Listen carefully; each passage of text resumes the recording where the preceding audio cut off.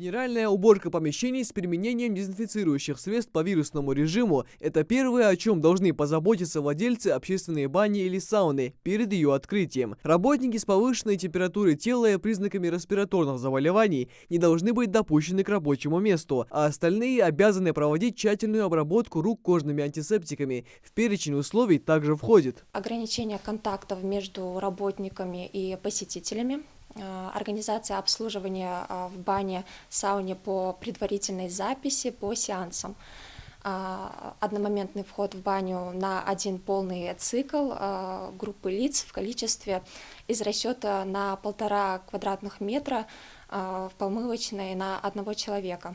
Помимо этого, региональный Роспотребнадзор предупреждает, что нужно исключить ожидания между посетителями внутри бани и сауны. Необходимо помнить о соблюдении социальной дистанции между работниками и посетителями, в том числе путем нанесения специальной разметки. Касательно питания на рабочих местах, необходимо ограничить, то есть не ограничить, а запретить прием пищи непосредственно на рабочих местах работниками.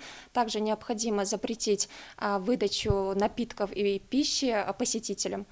Касательно организации питания работников, для этого необходимо предусматривать отдельные помещения, оборудованные рукомойниками и дозаторами для обработки рук кожным антисептиком. Обеспечение безопасности всех посетителей и сотрудников – важное условие для возобновления деятельности. Владельцы всех бань и саун республики должны обеспечить наличие 5-дневного запаса средств индивидуальной защиты, дезинфицирующих и моющих средств. Важную роль играет проветривание помещений с оконными проемами между сменами сотрудников. После окончания рабочей смены необходимо спецформу сотрудников и белье для посетителей, то есть это полотенца и простыни, необходимо подвергать стирке по специальному договору со специализированной организацией, либо при наличии соответствующих условий на рабочем месте, то есть в бане.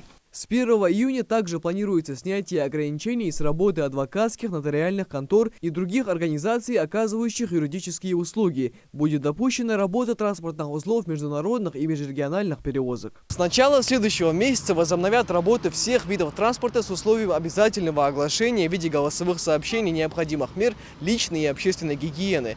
Касаемо профилактики во время пути, то необходимо соблюдение масочного режима и режима дезинфекции рук. К тому же региональные власти планируют открыть коммерческие медицинские центры и стоматологии в режиме предварительной записи, но с условием отсутствия очередей ожидания. Михаил Танги, Магомед Белакиев, Новости 24.